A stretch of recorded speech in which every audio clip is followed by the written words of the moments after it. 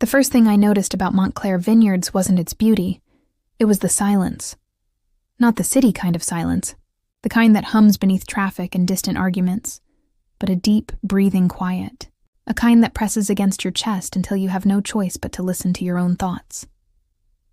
I parked my old Corolla at the end of the gravel drive, staring up at the sprawling estate. The late afternoon sun painted the vines gold, and beyond them, the house stood like a portrait of another time. Stone walls, ivy curling across the balcony, white shutters half open to the breeze. It was too perfect. Too open. I gripped the steering wheel, my palms slick. Maybe this was a mistake. Maybe I should have chosen a motel near town, or that guest house run by the older woman in Napa. Anything but this. But I'd made a promise. To my therapist, and to myself. I needed a fresh start, somewhere far from Charleston, from the polished faces who'd pitied me after I'd left him, after Eric. The words still tasted bitter. I took a deep breath, pushed the car door open, and stepped into the sunlight. My suitcase wheels crackled against the gravel. The air smelled of earth, grapes, and faintly cedar smoke. A man was waiting near the gate, watching me approach. "Miss Calloway?" The voice carried easily, smooth but deep. I looked up. He was tall, taller than any man had the right to be, and built like someone used to physical work. His hair was dark at the roots, fading to steel at the temples, and his shirt, white linen, sleeves rolled up to his elbows, was open at the collar. Sunlight caught on the faint stubble along his jaw. "Yes," I managed. He offered his hand. "Adrian Montclair," I hesitated. I wanted to take it, to appear normal, polite. But my hand didn't move. Not out of defiance, but habit. Old reflex, he noticed. Of course he noticed. His hand hung suspended a heartbeat too long before he dropped it back to his side. "Long drive?" he asked, voice even. "From Charleston," I said. I stopped a few times. His expression softened. "Then let's get you settled. The sun's fierce this time of day." He turned, leading the way toward the house. I followed, grateful he didn't push for small talk. Inside, the air was cool and smelled faintly of lemon oil and old books. The entrance opened into a vast hall with oak beams, a sweeping staircase, and walls lined with framed vineyard landscapes. "This place has been in my family since 1892, he said as we climbed the stairs. "My parents kept it running until they passed. I've been here ever since." There was something quietly matter-of-fact in his tone. No arrogance, no need to impress. He stopped at the end of the hall and opened a door. "Here we are." The room was simple but elegant. Cream walls, an antique bed draped with white linen, and tall windows overlooking endless rows of vines. A soft breeze stirred the curtains. "It's lovely," I said quietly. "It's yours for as long as you need," he replied. "Elena, our housekeeper, will make sure you have meals, but you're welcome to cook for yourself if you prefer." He hesitated in the doorway, studying me, not with curiosity, but something closer to concern. I couldn't meet his gaze. "Thank you," I murmured. He nodded once. "If you need anything, my office is downstairs near the library." And then he was gone. The quiet that followed felt heavy. I sat on the edge of the bed, pressing my fingers against the embroidered quilt. My heart was still racing from that first flinch, one I hadn't been able to hide. It wasn't his fault. He couldn't have known. But the moment his hand lifted toward mine, I'd felt every muscle tighten like wire. The ghost of every touch I'd once feared came rushing back. I told myself it was fine. I'd be careful. I'd stay out of his way, pay the rent, and leave when I'd saved enough to move closer to town. This was just a room, just a vineyard, just a man I didn't need to notice. The next morning, I woke to sunlight spilling across the room. Birds chirped outside, and somewhere below, I could hear the faint clinking of dishes. Elena, short, round, and cheerful, met me in the kitchen. "Senor Montclair said you might want coffee before you explore," she said, handing me a mug. "He didn't have to. He likes things quiet," she said with a wink. "You'll see." After breakfast, I wandered out to the fields. The vines shimmered green, rows so precise they looked painted. Workers moved among them with baskets. Their laughter carried on the wind. Adrian stood at the edge of the slope, clipboard in hand. talking with a foreman. He looked different in daylight, sunburnt at the neck, a faint streak of soil on his shirt. He exuded a quiet authority, not the commanding kind I was used to, but something steadier. He turned as I approached. "Morning." "Good morning," I said, tucking my hair behind my ear. "Getting settled?" "Yes, the view's incredible." He nodded toward the hills. "I used to think so, too. Then you stop seeing it after a while. The land becomes work." His words carried a weight I didn't understand. "Would you like to walk?" he asked after a moment. I almost said no, but the open air felt safer than any enclosed space. "Sure." We walked between the rows, the leaves brushing against our arms. "I don't usually rent out rooms," he said. "But Elena mentioned your message, said you needed quiet. There's plenty of that here. Quiet helps," I said. He looked sideways at me. "You running from something?" The question startled me, not because it was wrong, but because of how gently he asked it. "I'm starting over," I said finally. "I needed distance." He nodded as if that explained everything.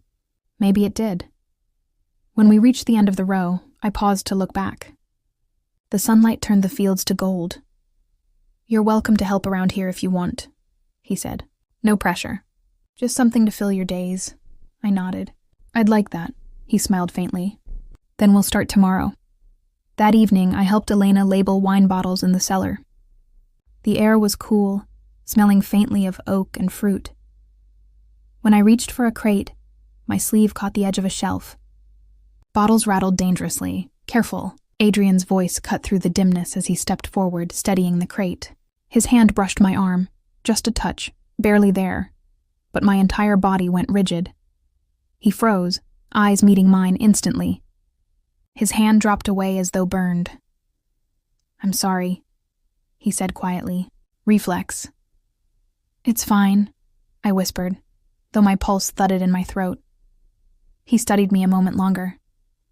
Not judgment, not pity, just awareness. Then he stepped back. "Maybe take a break," he said. I nodded, breath uneven. When he left, I sank onto a stool, shaking. It wasn't his fault. But the reaction, the fear, came from somewhere deeper than reason. From years of walking on eggshells, of flinching before the storm ever broke. I pressed my palms to my knees and whispered, "You're safe now." I wanted to believe it. Later that night, I heard footsteps outside my door. A soft knock. "Miss Calloway?" His voice was low, almost hesitant. "Yes?" "I didn't mean to startle you earlier," he said. "I'll be more careful." Something in his tone, earnest, almost protective, unraveled me. "Thank you," I said softly. "It's not you. It's me, I figured," he murmured. "Good night, Rose." The sound of my name on his lips lingered long after he walked away. The next morning, I found a note at the kitchen table. "Tour begins at 10. If you're interested, join us." He'd signed it with his initials. I stood there a long moment, staring at the careful handwriting. Part of me wanted to hide, to stay invisible as I always had. But another part, the one that had driven cross-country with trembling hands and a suitcase full of hope, wanted to try. Maybe this was what starting over meant. Not forgetting the past, but learning how to live beside it. I folded the note carefully and slipped it into my pocket. That day, I walked out into the sunlight and stayed. It's strange how a place can start to feel like a heartbeat. After a few weeks, the Montclair estate no longer felt foreign. The rhythm of the land, sunrise over the vines, the hum of cicadas, the soft chime of the church bell in the valley, became the tempo of my days. And always, somewhere within that rhythm, there was him. Adrian Montclair. He was everywhere and nowhere, appearing just when I thought I'd learned to breathe without noticing him. He'd pass by the kitchen window with a clipboard, sleeves rolled, sun glinting off his hair, or I'd find him standing alone among the vines at dusk, staring toward the horizon like he was speaking to ghosts. He never intruded, but his presence filled the quiet like the scent of oak and wine. One morning, I joined the Vineyard staff to assist with a private tasting. My job was simple, hand out brochures, pour samples, smile when spoken to. But I wasn't prepared for how he looked in that setting. Dressed in a dark vest over a white shirt, he exuded calm authority, every movement deliberate. The visitors hung on his words as he spoke about soil composition, grape acidity, harvest yields. I watched from the sidelines, feeling something in my chest twist. He was utterly at ease, confident, capable, grounded. Everything I was not. When the group dispersed, he found me arranging glasses. "Thank you for helping," he said, his voice low, steady. "You made it look effortless." I smiled faintly. I barely said anything. "Sometimes that's the most graceful thing a person can do," he said. Our eyes met for a second too long before I turned away. Later, as we walked back toward the main house, I asked, "Why did you stay here? Most people would have sold the vineyard after their parents passed." He hesitated. "It's complicated. I've got time." He glanced at me, faint amusement flickering across his features. Then quieter. "My wife and I used to travel between the vineyard and the city. She loved the life, the noise. I didn't. When she died, this was the only place that didn't feel like a stranger." The simplicity of his confession startled me. He wasn't trying to draw sympathy. He was stating a truth. "I'm sorry," I said softly. He nodded once. "It was 10 years ago. I still find her handwriting on old invoices sometimes." The wind stirred a few leaves between us. I wanted to reach out, but I didn't.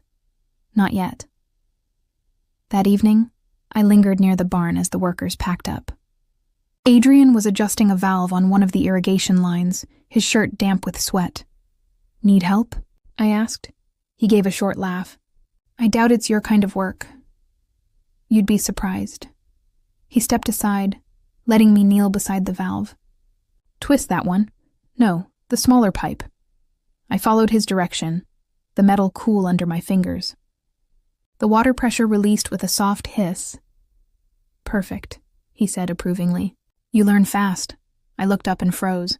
He was closer than I thought, the sunlight slanting across his face. For a breath, neither of us moved. Then his hand lifted slightly, almost as if to brush a strand of hair from my cheek. But he stopped himself mid-motion, lowering it slowly. I exhaled, realizing I'd been holding my breath. "Sorry," he murmured. "Don't be," I said, my voice barely audible. We stood in silence for a moment, before he turned back toward the vineyard. "It's strange," he said. "I used to think solitude was safety, but now it feels more like hiding." "Maybe both," I offered. He looked at me then, really looked. "You'd know." Over the next few days, something subtle shifted between us. He began joining me at breakfast, sometimes with coffee already poured, sometimes silent but always there. We'd talk about small things, the weather, the vines, a new label design. But beneath the casual words was something unspoken, a current neither of us dared name. I started sketching again, something I hadn't done in years. He'd leave old ledgers and spare paper on the kitchen table, pretending it was an accident. Once, I found a note tucked under a sketch I'd left unfinished. "You have an artist's patience." "Don't lose it," I pressed the paper to my chest and felt something warm unfurl inside me. Then came the evening of the Harvest Gala. It was the estate's biggest event, a charity dinner beneath the open-air terrace. Adrian had insisted I attend, though the idea terrified me. "I'll stay on the edge," I'd said. "Stay where you can breathe," he replied. "That's enough." I wore a soft blue dress borrowed from Elena's niece, my hair loosely tied back. When Adrian saw me at the foot of the stairs, his expression faltered. Just for a second, but enough. "You look..." He paused, then simply said, "Beautiful." The word felt like sunlight on my skin. The evening passed in fragments. Music, laughter, glasses clinking. I stayed mostly at the edges as promised, until I saw him step away from a conversation and approach me. "Dance with me?" he asked. I blinked. "I don't dance. You don't have to. Just follow." He offered his hand, not demanding, not pressing, just waiting. For the first time, I took it. His palm was warm, firm but careful. As he guided me into slow movement beneath the string lights, I felt my body tense, and then slowly ease. He kept a respectful distance, his hand at my back hovering more than resting. "Breathe," he whispered. I did, and for a brief, dizzying moment, it felt like the world stopped holding its breath too. When the song ended, neither of us let go right away. Then he exhaled. "Thank you. For what?" "For trusting me, just a little." Later that night, I found him in the library. The house was quiet except for the faint crackle of the fireplace. He looked up as I entered, unbuttoning the cuffs of his shirt. "Can't sleep?" I shook my head. "Too many thoughts." He smiled faintly. "That makes two of us." I hesitated before sitting across from him. "You said earlier that solitude can become hiding. What did you mean?" He leaned back, eyes on the flames. "When my wife died, I convinced myself it was my fault. I was driving. We'd argued before we left the restaurant. I should have..."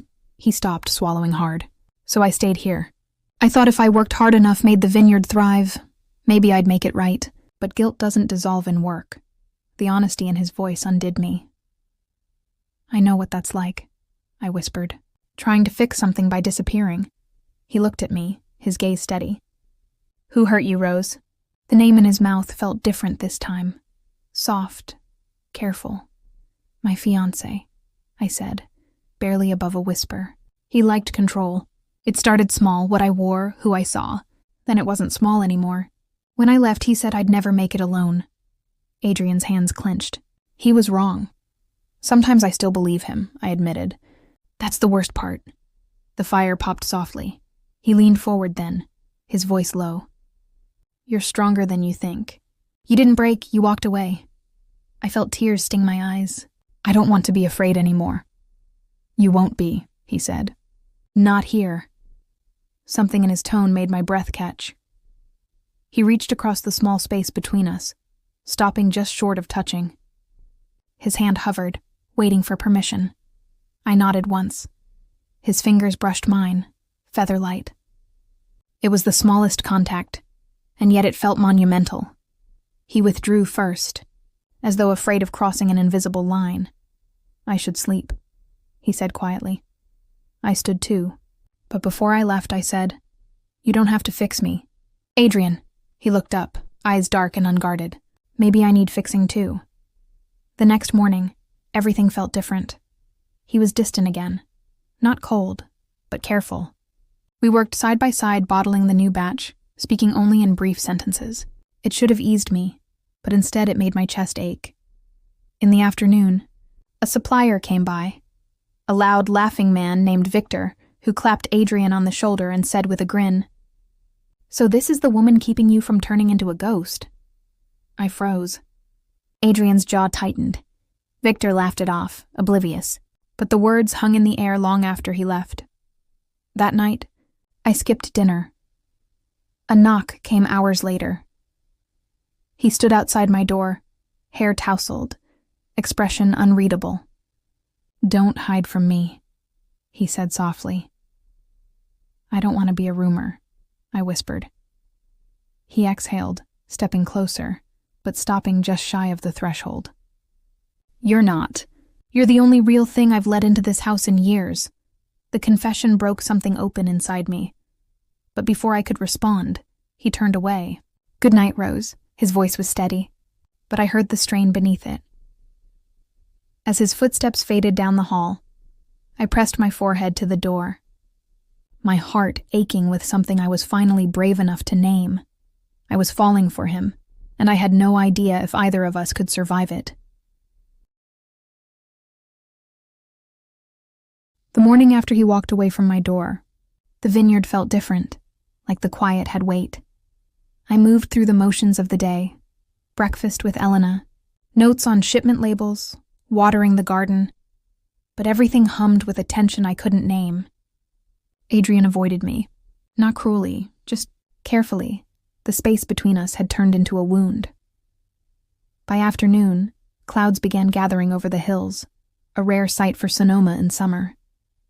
The air grew heavy, charged. I stood at the window of my room, watching the first tremor of wind roll through the vines.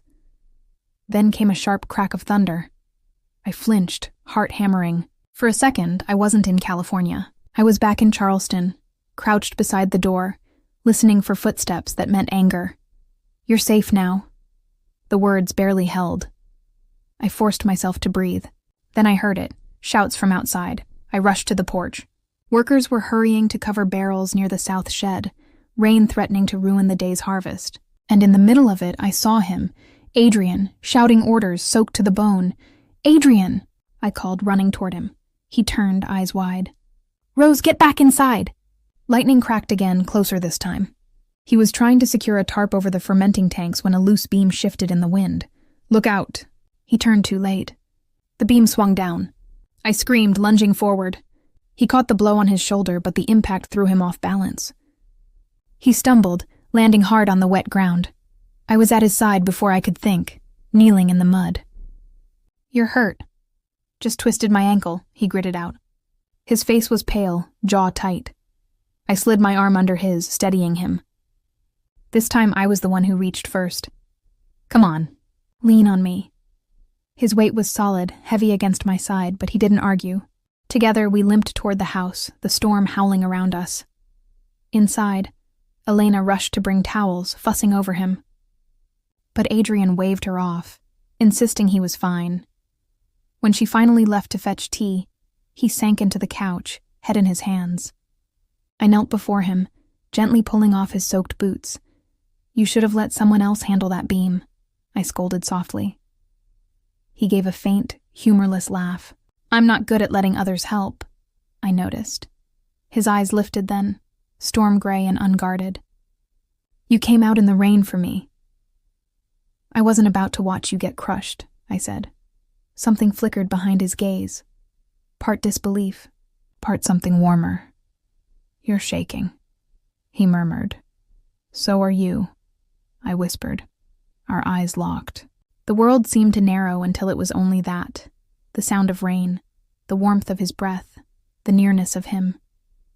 He reached up, hesitated, then brushed a wet strand of hair from my cheek. This time I didn't flinch. "Rose." The way he said my name, half plea, half apology, undid me. I swallowed hard. "You don't have to hold everything together all the time." He shook his head, a rough sound escaping him. "It's the only thing I know how to do." Then maybe it's time to learn something new. For a moment, neither of us moved. Then his fingers slid down, resting lightly at the curve of my jaw. "Tell me to stop," he whispered. "I won't." And I didn't. He leaned forward, his lips finding mine. Slow, uncertain, reverent. The kiss wasn't about desire. It was about recognition, about being seen without judgment, touched without fear. The storm outside softened, but inside everything broke open. Later, I found him sitting by the fire, ankle-bandaged, a glass of wine untouched beside him. "I shouldn't have done that," he said without looking up. "Why?" "Because you deserve more than a man who's still figuring out how to breathe without guilt." I walked to him, standing close enough to feel the heat from the flames. "And you think I'm not still learning how to stop apologizing for existing?" He finally looked up, eyes full of that same restrained ache. "You make me want to be gentle again," he said quietly. "You make me want to stop fixing everything, except when it comes to you." I smiled sadly. Maybe I don't need fixing. Maybe I just need someone who doesn't flinch when I do. He set the glass aside and reached for my hand, holding it carefully.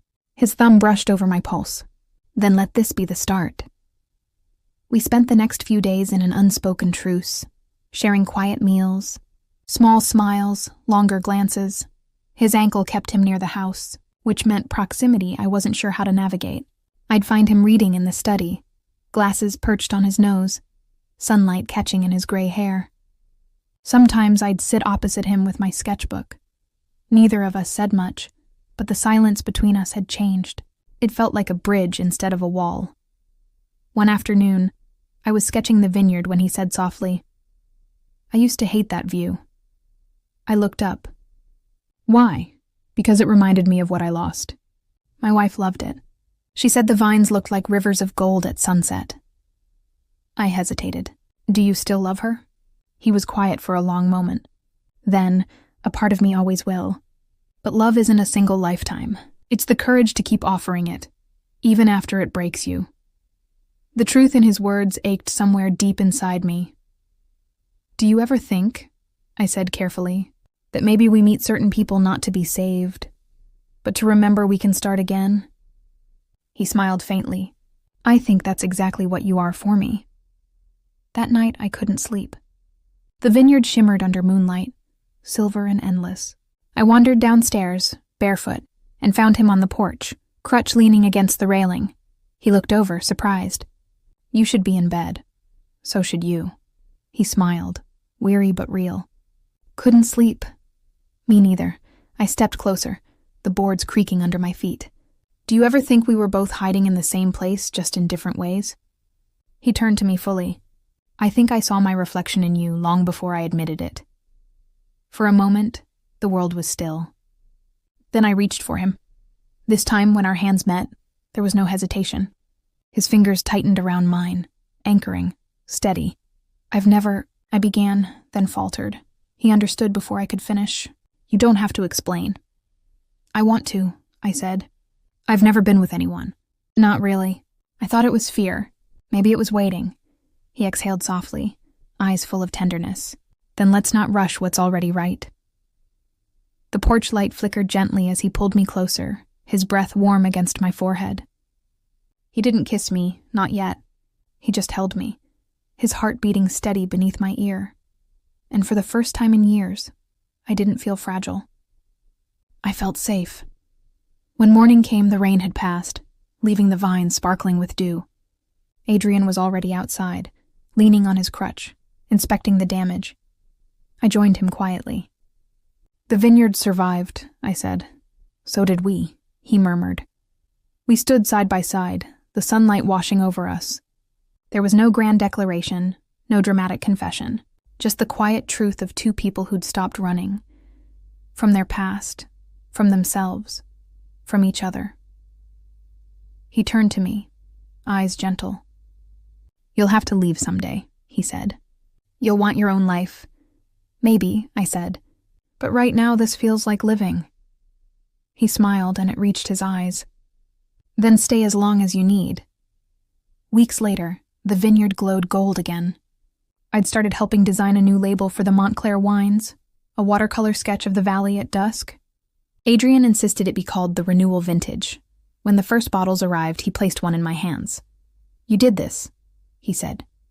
We did, I wanted to say, but the look in his eyes already said it for me. That evening, we sat beneath the same porch where everything had begun. The air was cool, scented with ripened grapes and faint traces of oak. He took my hand, threading his fingers through mine. I used to think love was control, he said softly, that if I held on tight enough, I could keep everything from breaking. But you taught me love is trust. It's letting someone see your cracks and not looking away. Tears stung my eyes, and you taught me love isn't supposed to hurt. He leaned forward, pressing a kiss to my forehead. You don't flinch anymore, he whispered. No, I said, smiling. Not anymore. Love, I realized, wasn't the absence of fear. It was the quiet courage to stand still while someone reached for you, and finally, to reach back. If this story moved you, subscribe for more slow burn, emotional romances, and comment your favorite moment between Rose and Adrian below. Don't forget to share this story with someone who believes love can heal the deepest scars.